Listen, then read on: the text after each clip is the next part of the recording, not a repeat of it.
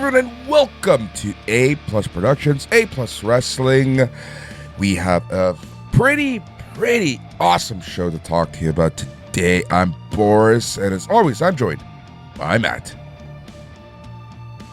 Bonjour! How's everybody doing out there? We hope you're doing well. Yes, a long but largely great professional wrestling show. Somewhere hidden in this show was the greatest pay-per-view of all time. But it, like much of what AEW does, it was a little oversaturated, a little too long, and they kind of lost me at the end. But there was still some greatness to talk about before we do. Boris, how you doing, big homie? How you feeling?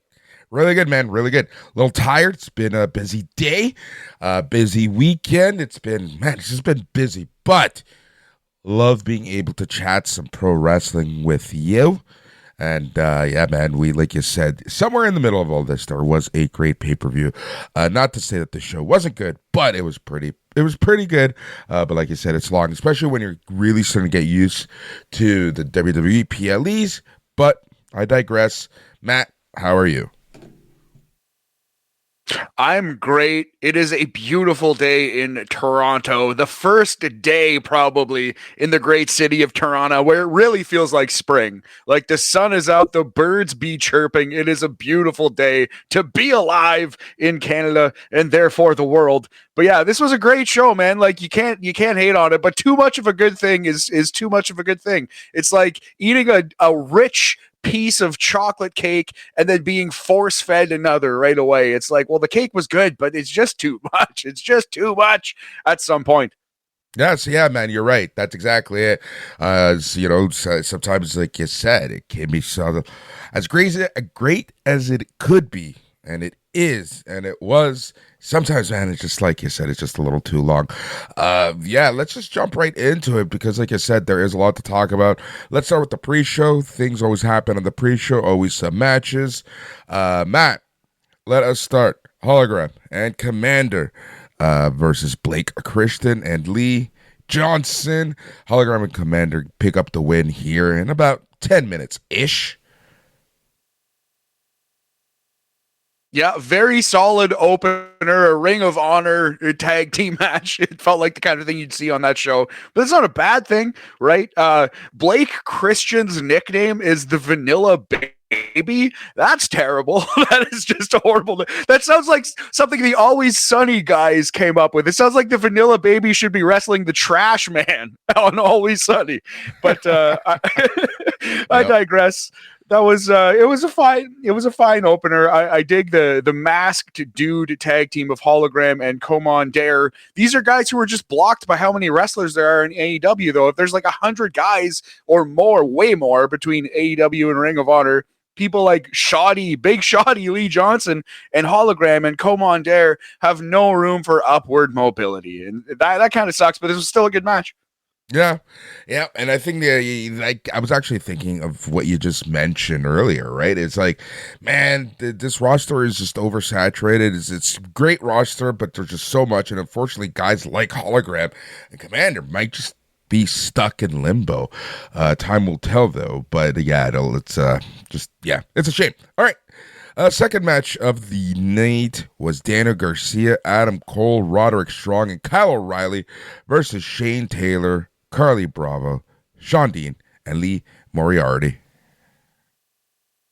Again, I like this match. This was it was straightforward. It was setting up future matches between Daniel Garcia and Adam Cole. The finish to this match comes when Daniel Garcia tags himself in, locks a sharpshooter on somebody. Was it Captain Shawn Dean that was in that sharpshooter forever? And while Adam Cole is sitting on the top rope, just pissed off, looking down at Daniel Garcia, who tagged himself in, Daniel Garcia stares him down while Shawn Dean taps to his sharpshooter. So a pretty clever finish. A good match, not great. What else is there to say about this?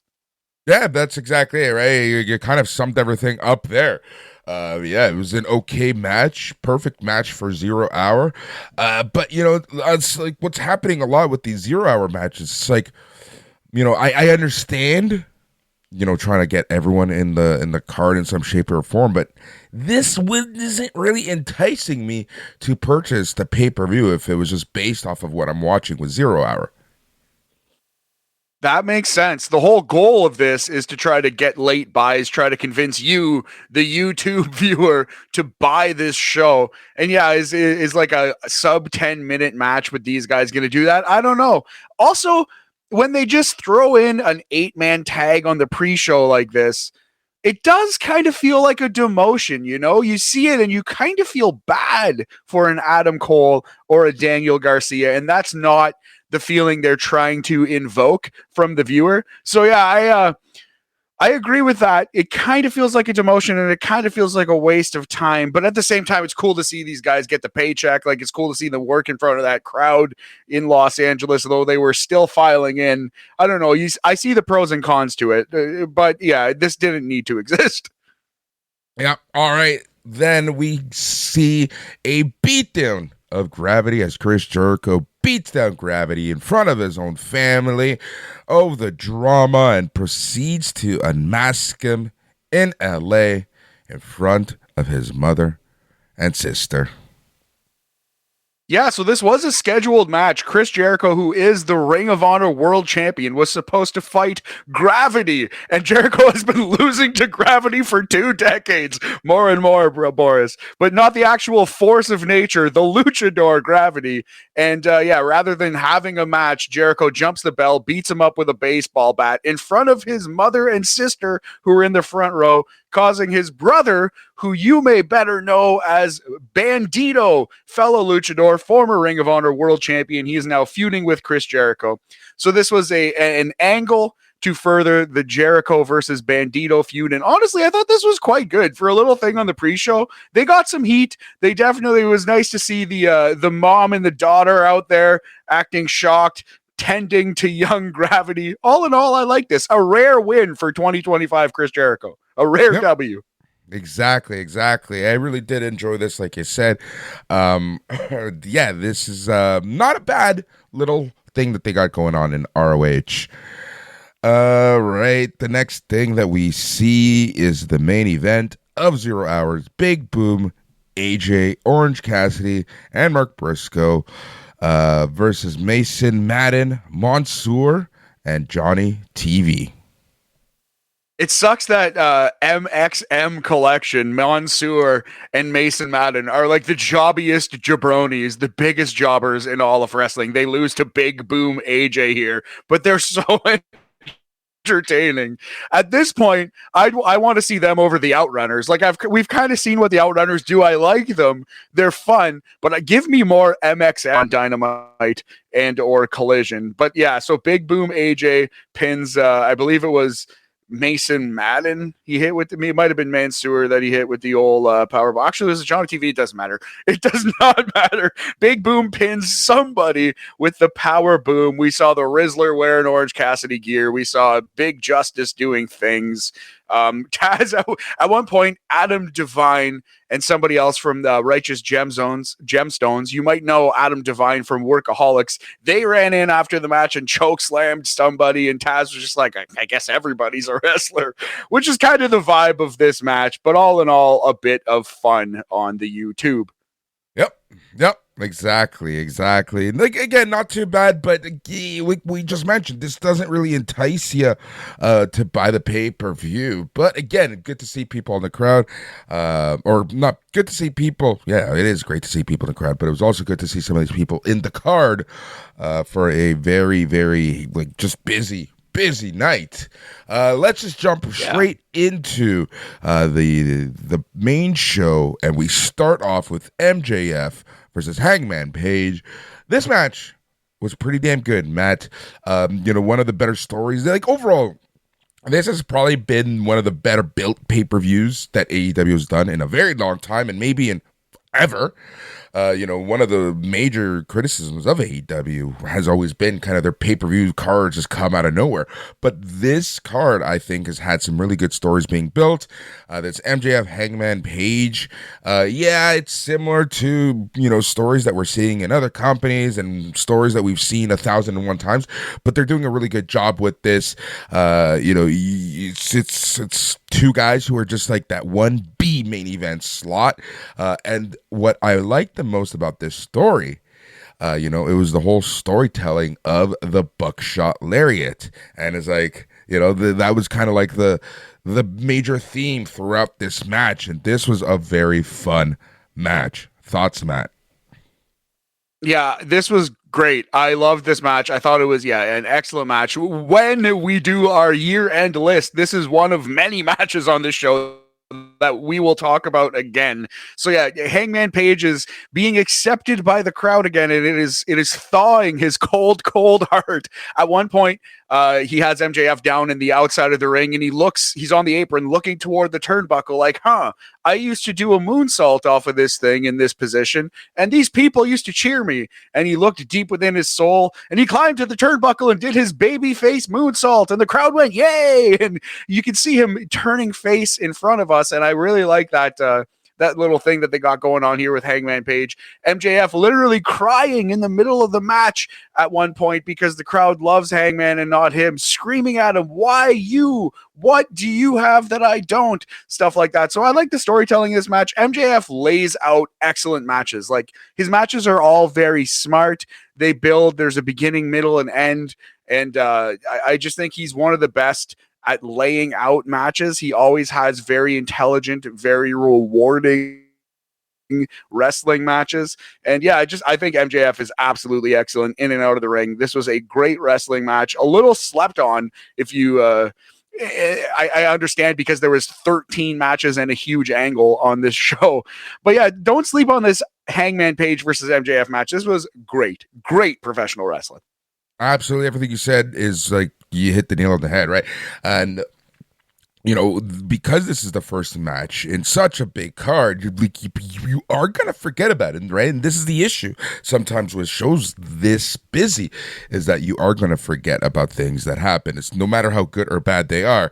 But I digress. Hangman Adam Page hits a buckshot lariat and gets a clean win over MJF. Matt, do these guys keep on going?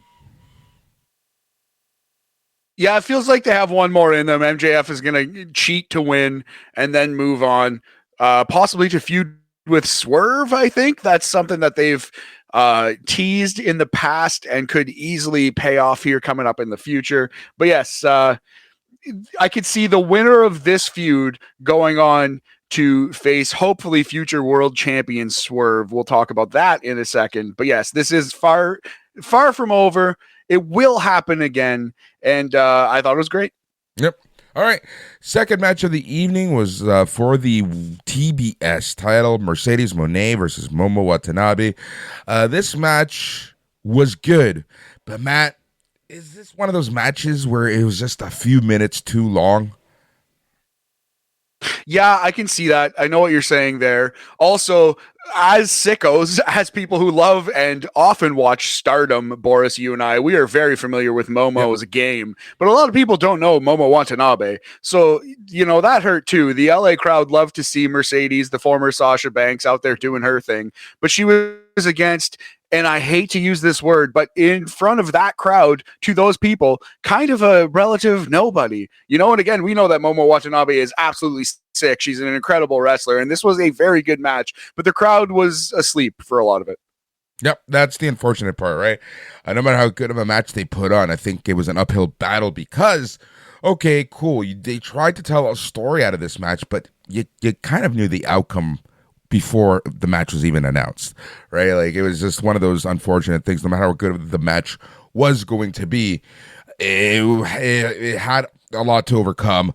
And like I said, the worst part of this match is the fact that it did take too long. But Mercedes Moné retains in about 18 minutes, 30 seconds, and that was that. Yes, again, very good. We probably won't be talking about this one at the end of the year, though. But you didn't waste your time if you saw it. Mercedes Moné defeats Momo Watanabe in an outcome that was never in doubt for a single second. Yeah, exactly. Let's move on to the next match for the number one contendership to the AEW World Championship. Swerve Strickland versus Ricochet. This match had it all. This match was fun. I really, really, really like this match. Swerve is so great. Ricochet goes without saying, absolutely incredible. These guys have excellent chemistry, have had numerous great matches throughout their career versus one another. And yeah, this is one of the best that they've had, definitely. There was at one point Swerve Strickland hits Ricochet with a vertebreaker on the table, on the announce table, which does not break. That was the highlight of this match. And yeah, not only was this great, but it was slightly shorter than the previous match. So I think they want the perfect amount of time for this match, for this feud, teasing Prince Nana turning on Swerve Strickland throughout. But at the end, Swerve gets the clean win over Ricochet, defeats him 1-2-3 in the middle of the ring, gets Prince Nana's robe back, humbles himself, goes down on one knee and presents it to Prince Nana, and all is right in the world, Boris. They are friends again, and we can dance the night away. Swerve Strickland wins a fucking great one. Great wrestling match here. Match of the night so far. Yeah, 100%, man. This is a really good match. Did you feel that Ricochet kind of could have won? I'm not saying this is, dude isn't Barrett, but I kind of feel like Ricochet really could have used the win in this one. He could have used it for sure. This was a tough one. Both guys kind of needed the win, but AEW Dynasty, April 6th, Swerve won the world title last year at Dynasty. Swerve is facing Jon Moxley at Dynasty. I really think they might just bail on this Death Riders thing and just give Swerve the title at AEW Dynasty. Like we've said before on this podcast, the working theory is that Darby Allin's going to come back and win the world title. You don't know that Darby Allin's coming back at all. He's fucking climbing Mount Everest. He could die. I think it's very foolish to rely on Darby Allin when hopefully he does come back. You can worry about it then. Darby Allin can pin Swerve Strickland for the world title for sure, but I would put Swerve over Jon Moxley. I think that's where we're going. I really do. So Swerve, I think, needed to win just because he's going to beat Moxley on April 6th. I really believe that. Yeah, to me, that makes sense, right? And also, this goes to show you that the whole Death Rider stuff doesn't really need the world title with wherever they're going, right? So I think this is a perfect time to move on from Moxley and the AEW title and see where that story ends up. And let's get something else at the top of the AEW mountain. Yeah, we need it. We need it. With you there, buddy. All right, the next match was a match that disappointed me overall. That might just be my opinion. It was a good match, but maybe it was one of those hype things. I expected more, and that was for the AEW Continental Championship, Kazuchika Okada versus Brody King. Yeah, it was a match. It felt like a G1 climax match, mostly because Okada was in it, but it felt like one of those middle of the card in the middle of the tournament matches, you know, like night 2 or night like 8 second match on the card kind of match, you know, like it was still, of course it's going to be a good wrestling match, but it was 10 minutes. It was Okada versus Brody King, kind of, no, I don't want to say going through the motions, but definitely not going like a hard main event style here. They chopped the shit out of each other. That was the match. That was the story told in this match, right? Like, I'm not trying to sound like an asshole or mean or anything, but that's literally all they did. So, you know, your comparison to this being a middle of the tournament or early tournament G1 match is the perfect synopsis of it. Yeah, thanks, man. I think that's how it felt. And having said that, Brody King and Okada chopping the shit out of each other is always going to be good. But again, on this 13 match, 5.5 hour show or whatever it was. Did it really need to exist? Exactly. Probably not. Having said that, Brody King, he's a California king, like the Red Hot Chili Peppers said once. So it was cool to see Brody King getting a match in his home state. Always good to see Okada. I didn't hate it, but yeah, it was there. This match easily could have been a 0-hour match, and I would have been very happy. Yeah, okay, I accept that. And maybe Okada and Brody King, if you see those motherfuckers on YouTube, you'll be like, wow, maybe I should buy this show. Though, Okada, Japanese legend, Brody King, scariest man on earth. That could entice some people. Exactly. All right, let us move on to the AEW Tag Team titles match. Bobby Lashley and Shelton Benjamin with MVP versus the Outrunners, Turbo Floyd and Truth Magnum. Yes, pretty short match, but again, you got to show that the Hurt Syndicate hurts people, and that's exactly what they did. So much so that I believe that they even hurt the careers of the Outrunners at this point. Matt, thoughts? They did absolutely vaporize these fucking jabronis. They made quick work of these goofballs. Honestly, I love it. In the middle of this insane ECW/PWG show that is a normal AEW pay-per-view, in the middle of this crazy modern spectacle of pro wrestling, a 1980s WWF Superstars tag team match broke out, and I loved it. This is actually, I would not have cut this from the pay-per-view under any circumstance. It was a nice, like, glass of clean, cold water, It was a good refresher. Yeah, it really was, man. This match was fun. It was just fun, hard hitting. And like I said, they're really trying to put over the Hurt Syndicate, and, they're going to have to just completely destroy people. But unfortunately, the momentum of the Outrunners, I feel, Matt, is really starting to just evaporate and run out. The run outers, am I right? No, but I totally agree with you, man. Yeah, I feel like the bloom is coming off the rose just a little bit. I think they're kind of settling into like the bottom of the card place where they will be. There was a moment where they could have been AEW Tag Team Champions. I really hope Tony Khan doesn't see this 4 years too late like he did with Private Party, but we shall see how this unfolds. But yeah, no, this was exactly what it needed to be. At the end of the day, a Superstars style squash, but I enjoyed it. Lots of body slams in this match. Yeah, exactly. This was, again, fun match, but it did exactly what it needed to do, so you can't hate it for that. All right, let us jump to the last few matches of this card. Matt, before I get there, something I do want to say is that something AEW needs to really take a look at is the positioning of matches, because I feel like the next few matches were all so insane that you really could have used a break. Absolutely. Tony Storm versus Mariah May is next.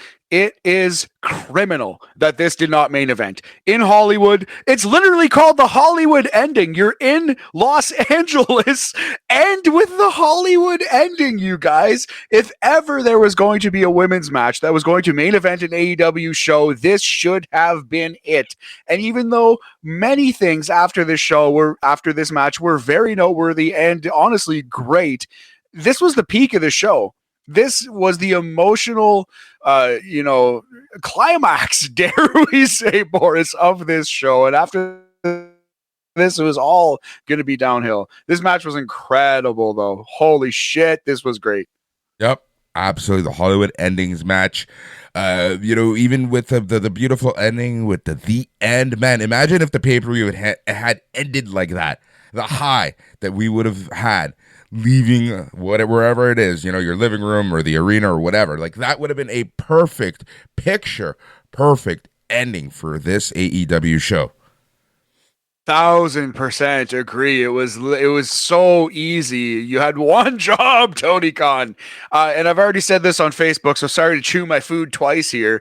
But okay, so Will Ospreay and Kyle Fletcher, later on this very program, have an incredible, bloody, emotional cage match.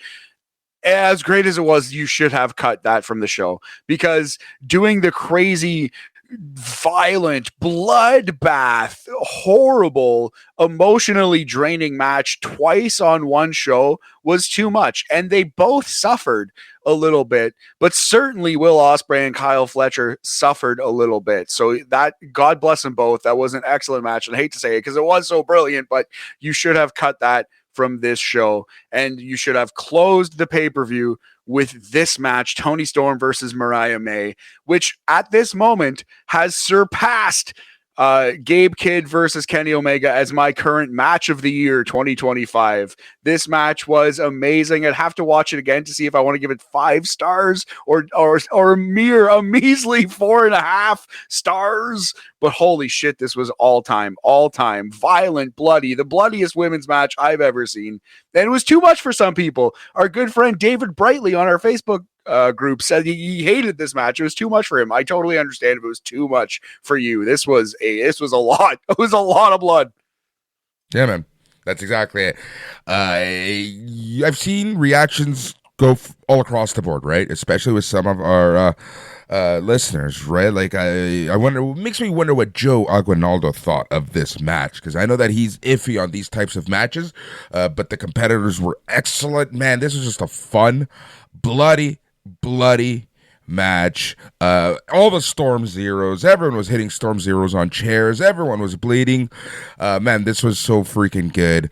Essentially what we ended up getting was Storm hitting a Storm Zero through the Hollywood ending table, and then gets the pin on Mariah May on the stage. And Fiend, that's all she said. Don't cry for me, because I'm already dead. A little Barney Gumble for true film heads out there. I love it, Boris. There was one spot right at the beginning of this match where Mariah May hits like the shotgun dropkick, the Daniel Bryan style dropkick, and lands back bump on the stage. And I was worried she broke her back. Like, that looked like it hurt so much. And she wasn't just selling; she was invisible agony after that one. Like, that really looked like it hurt. And then she had to take a Baldo bomb and Albert two-handed choke slam off the ramp through a table, and then we were off. This was just a violent, bloody war.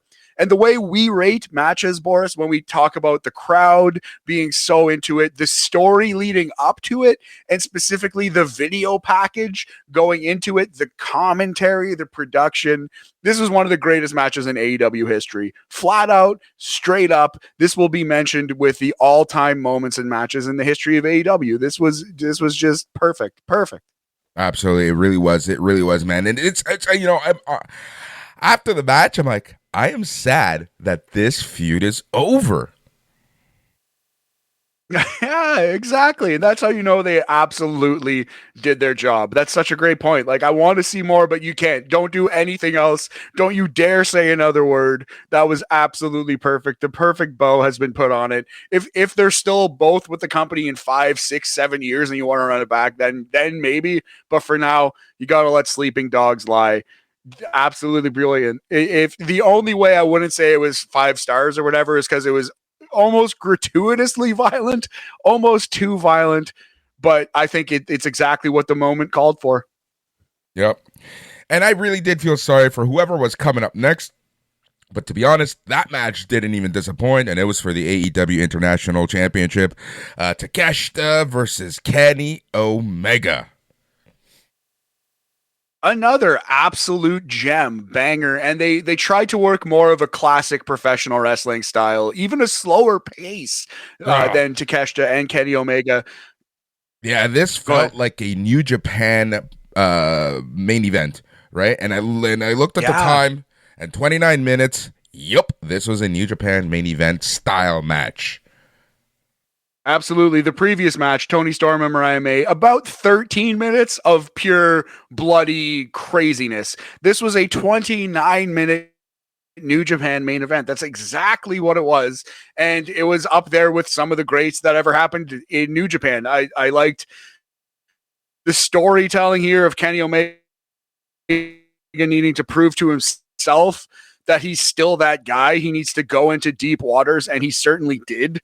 this slower pace, much slower than Takeshita usually works in AEW, and much slower than Kenny Omega usually works ever anywhere.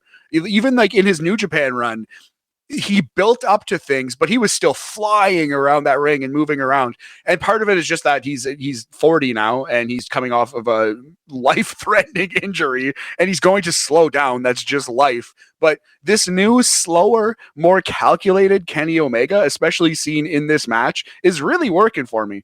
I thought this was great, bordering on an all-time classic as well. Just another absolutely fucking great match on this pay-per-view. Man, you stole a lot of my talking points. Well done, my friend. You said a lot of it, right? You hit many nails on the head. Like you said, if this is the new style for Omega, I am here for it. He is still one of the best wrestlers in this goddamn world.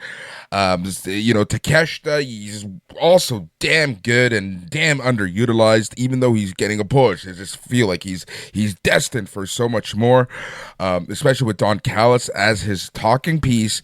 Man, like there's just so much to talk about in this match. Like almost 30 minutes, well hit. The story of Takeshita trying to get the punches on the diverticulitis area, like, man, it's just so good. They're just so good. And like you said, Kenny Omega needing to prove himself and needing to prove to us that he still got it at 40 years old was a great story. Yeah, man. We got a few roll arounds for Kenny Omega to defeat Takeshita in 28 minutes, 30 seconds to win the AEW International Championship.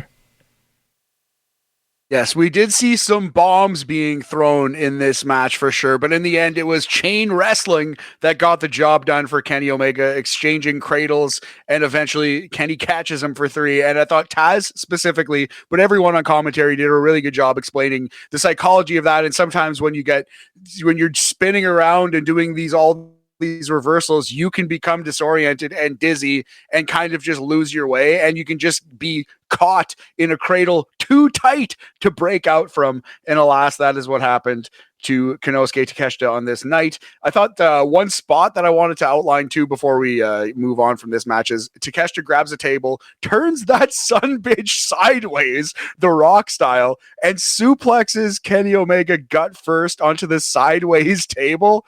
That was just brutal looking. And Kenny ate all of that. That was a great spot. Great match. Great call by Don Callis and Taz and the boys. Just absolutely good stuff. The new old man Omega. Omega on the Wizards. Rocking the Wizards jersey. I'm here for it. Yeah, man, that is a really great match, which led into another really great, bloody, probably end of feud for now type of match in the steel cage. Will Ospreay versus Kyle Fletcher. Man, we've seen a lot of cage matches, and it's just one of these things. It's like at some point, we say this about ladder matches. At some point, man. What else is next? Like these guys literally diving from the top of the cage with zero fear. AJ Styles, Penta style. They just killed each other, and this was bloody. This was gruesome. This was violence times a million. But a fucking great match. Will Ospreay versus Kyle Fletcher. Yes. This is one where I felt slightly bad for them because this would have hit a little harder on a show that didn't just 1 hour ago, less than an hour ago, have the exact same style of match. There was a spot here, as you alluded to, where they're on the top of the cage and they both fly off the old Spanish fly, which they performed from the top of the cage.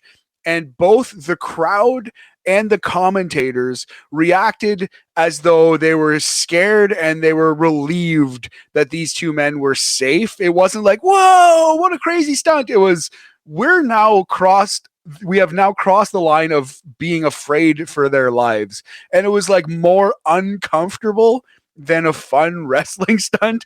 And that's where I fear we are going when you get a guy like Ospreay who just doesn't give a shit about anything. It is just so insane in a good way, so completely insane and so focused on topping himself and upping the ante. And you put him in this environment with a guy like Kyle Fletcher who is so hungry to make it. It's just like they're going to take some insane risks. There was a styles clash onto thumbtacks. Dear sweet Kyle Fletcher going dank first into the tacks. I have never had a thumbtack in the dick, nor do I seek one, Boris. I do not want that. Right. To know that number one, to know that that's gonna come, and then actually like being in the throes of it, I can't even imagine. I can't even imagine. Like, kudos to both of these guys for putting their body on the line for our fucking entertainment. You know, all the tribalism and bullshit aside, these guys literally put their lives on the line with every single fucking move to entertain us. Thank you. 1,000%. Yes. Well put. Yeah, brother. Yes. Like, that's the vibe we want to have at this podcast. And it's true. If you can watch this match and not feel like relief and fear and terror and like, you know what I mean? You're a little too burnt out on wrestling and you need to take a break. Yep. This was craziness. I just one of the bloodiest cage matches that I've seen, like weapons and just the dives and such. There was some nits to pick in this match. It was not a 5-star match. Mark Davis comes in and interferes in the cage match, kind of an eye-rolling spot, kind of feels like the whole idea of interference in a cage match is the kind of wrestling that AEW is supposed to be against. It was the kind of thing that AEW was created to not do. You know what I mean? Like, the whole point of the cage match in wrestling is to keep the interference out. If you're the pure wrestling company, I feel like you should kind of abide by that idea. So Mark Davis interfering in this match kind of made you roll your eyes, although that was how they introduced the thumbtacks into the match. So in that way, I guess it makes sense. But I don't know, man. Like, this was an incredible display of pro wrestling, and I almost don't even want to say negatives about it, because like you said, it was people risking their lives literally for us. Exactly. And with that said, after the Spanish fly off of the top of the cage, we see Will Ospreay yelling at poor Kyle Fletcher, calling him a son of a bitch, drills him with a hidden blade, and then we get a Tiger Driver for the win. That was that. Will Ospreay barely being able to move after this match, but he was able to leave slowly. Man, this is great.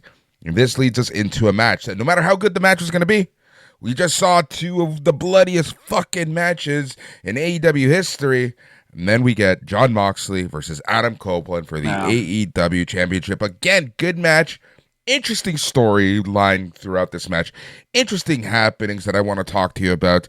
But I just feel like this match shouldn't have main evented. No, absolutely not. You're so right. Another thing too. So yeah, like you said, two absolute wars. Some of the bloodiest, most insane matches in professional wrestling that we've seen in a long time. Honestly, like, two crazy matches. The crowd is burnt out. It's been 5 hours of wrestling, and then in between the cage match and the main event, Tony Schiavone goes over to interview the stars of the Queen of the Ring movie quickly. And one of the stars, she actually says on the microphone, Tony Schiavone gives her the mic, or they talk to her. She says, "One thing I learned about pro wrestlers," and she kind of like lets it build, and everyone in the arena thinks she's going to say they're so tough, they work so hard, they risk their bodies, all this stuff. Like, we expect a compliment to be coming. And this Hollywood actress says, "One thing I learned about pro wrestlers, y'all know you're going to win before anybody else does. So thank you for teaching me that." Like, she just, for no reason, in the middle of the show before the main event, exposed the professional wrestling business in a way far worse than Vince Russo ever did. Like, it's so funny because leading up to the main event, I was like, well, Moxley and Copeland are fucked. They have absolutely no way to possibly top this. And then they also had to not only deal with these two bloodbaths, but it's like, okay, so all you crowd, you just witnessed a 4-hour show of the most violent, insane wrestling you'll ever see. And then also someone just telling you wrestling is fake. Now go follow that, Cope and Moxley. Like, I felt really bad for them. They were totally fucked. They had absolutely no chance. And lo and behold, they did not deliver. Yeah, exactly. That's the unfortunate part, right? And I think that the angle that happened in this match hurt the match even more. And we're going to get to that. And, let's just get to it right now. Copeland essentially has Moxley beaten down, couple spears, goes for the pin. Christian Cage pulls out the referee. And it is that time when he cashes in, turning this into a triple threat. Matt, did you see this coming? Not in the way that it happened. And I kind of actually like how it played out. But again, at the end of this show, at this moment, like choosing to main event with this, not the right call, not the right flavor for the evening. But this was kind of fun. You kind of felt like it was going to be a Seth Rollins moment. Christian cashing in his fake Money in the Bank, his AEW blatantly stolen version of Money in the Bank, cashing it in mid-match and trying to pin his old charge Edge, aka Cope. Yep, exactly. And as Damaris Lewis said earlier in this match, Moxley knew he was going to win before the match even started. And lo and behold, Moxley gets the win. As he pushes Christian away a few times, he chokes Christian out. The ref calls for the bell at 26 minutes, 35 seconds. Jon Moxley retains against Christian and Adam Copeland. Man, if this becomes a yearly thing at All In, does this kind of deflate its value? People will bitch about Drew McIntyre, but this is up there in terms of just like really weird booking for this type of gimmick. Well, the thing is, every wrestling fan on the planet, every single one, thinks that Money in the Bank is like a little bit played out, and they almost wish Money in the Bank would go away, but it's become a WWE tradition, and it's such a staple in their storytelling that I think we accept it for WWE. The fact that AEW stole it now in 2025 when everyone's sick of it is a really, really bad idea. I sincerely hope this is a one and done. I sincerely hope they never do this again. And if they do, I think you're bang on. If they do this again at All In, I think they've already kind of killed their own gimmick, Yeah, because I think a lot of people, I think you and I talked about this at some point, was what we thought was going to happen was Cope was going to win, Christian cashes in, Christian leaves as the champ. That would have been a perfect way to do this, especially, kind of protecting your own gimmick. But Christian cashes in, and he's the one who gets choked out. Yes, which only means that this feud must continue. We're going to get Copeland versus Moxley again, and I fear that nobody really wants to see that. Or we're going to get Copeland versus Christian again, and they feuded all of last year. Like, if they're doing that again, one of them has to be retiring. The only way I will accept another Christian versus Edge feud is if one of them are really for real hanging it up and they have to go to it again because that's like Christian's really stopping or Edge is really for real stopping. That'd be the only way that it could even make sense. But I don't know, man. This was, an unsatisfying end to an absolutely great show. And if this match was the main event of Dynamite, probably I would feel a lot different about it. Probably I'd be like, that was pretty good. But at the end of this show, that was like, a terrible decision. Kind of like a boring match. Like the whole match was Moxley beating the shit out of Edge, and then Edge hit 3 spears, and then Christian came in and that stuff. Like, I don't know. This wasn't it. This wasn't it, dog. That's a big no for me. Yeah, no, exactly, right? It was just one of those weird situations. But, overall, okay match. After the match, Jon Moxley leaves, going through the balcony, or going through the tunnel, but from the balcony, we get a swerve stomp. Swerve Strickland attacks Jon Moxley to end the show. That was that. Yeah, Swerve, like you said, jumping out of the rafters to stomp Moxley and a bunch of security guards. That was a fun end to the show. They're really putting Swerve over, and since Swerve won the world title last year at Dynasty and he has yet another world title match, I do kind of feel like they're going to make him the Undertaker WrestleMania of Dynasty. It's going to become Swerve's show, Swerve's pay-per-view, and he is going to win that title on April 6th. Maybe that's my heart talking more than my brain, but a great show. Absolutely incredible show. The things I will take away from this show are Tony Storm and Mariah May, one of my favorite matches that I've ever seen. One of the most shocking, like, stop what you're doing, don't look at the phone, eyes glued to the television kind of matches. I will remember feeling bad for Kyle Fletcher and Will Ospreay because they tried to do the same thing and they killed themselves, and it just, we'd already seen it, sadly, and that's a lesson to learn in professional wrestling too. And I will also remember the Queens of the Ring exposing the business. That was one of the funniest things I've ever seen. In fact, someone on commentary actually let out like one of those like one of those exasperated like exhale laughs, like the when you're just disgusted at what you're saying and you have no more words. Oh man, I'll never go to a magic show and then halfway through the magic show, get on the microphone and say, one thing that I love about these magicians is they don't actually saw a woman in half. She actually curls her legs up in the box. Like, that would never happen. And it's almost the fault of the magic show to give you the microphone in the first place. What the fuck are we thinking? I don't know. I'll be laughing about that for months. Oh, it's one of the funniest shit that I've seen in so long. Oh my god. And again, like, I can only imagine Cope and fucking Moxley in the back just about to get ready to hear this. She's like, oh, cool. Thanks, Tony. Thanks, girl. Yeah. Like, for sure. Yeah. Now we're going to go out and have our main event. Like, there's never been a deck stacked higher against two main eventers than there were on this show. I feel bad for Mox and Cope, but yeah, they couldn't fucking overcome that. They could not overcome those odds. No. But again, overall, great show. Thumb up from me. Matt, how about from you? Oh yeah, thumb way, way up. Too long, too much, too violent, but god damn it, I loved it. It's like I ate the whole bag of Doritos, and now my stomach is a little sick, but I'm still so happy. I'm still so very happy and full of cheese. I know that feeling, man. I know that feeling sometimes. It just says, great show. Let's see what happens this week on Dynamite. Man, what a show. What a show to talk about. Tons to talk about.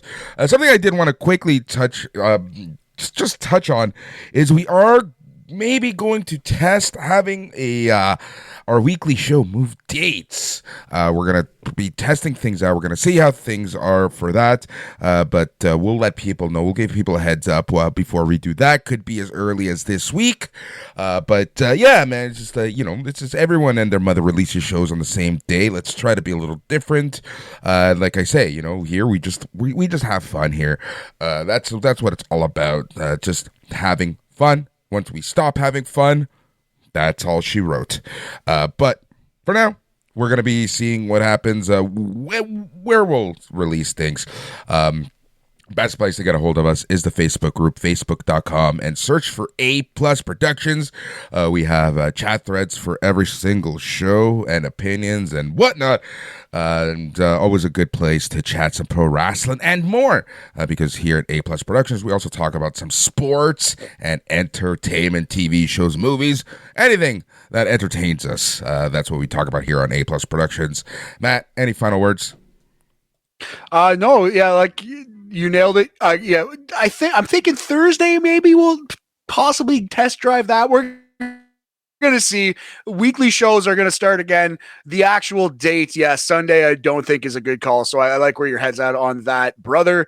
Baseball preview soon. I'm thinking maybe we can release that around the day that the Dodgers play in Japan, because there's still a full week before the actual opening day, but baseball will technically start, I think that's March 18th. So look out for a baseball preview around March 18th. And other than that, it's nice to see you, buddy. Hope you're doing well. Always, man. Always a good time. NCAA starting. Man, so much good stuff in sports and wrestling. Again, A+ Productions is the best place to find all of the shows, everything for A+ Wrestling, A+ Sports, and A+ Entertainment. Facebook.com, search for A+ Productions. On behalf of the entire staff, thank you so much for listening. Man, we'll be back later this week. And most importantly, stay tranquilo.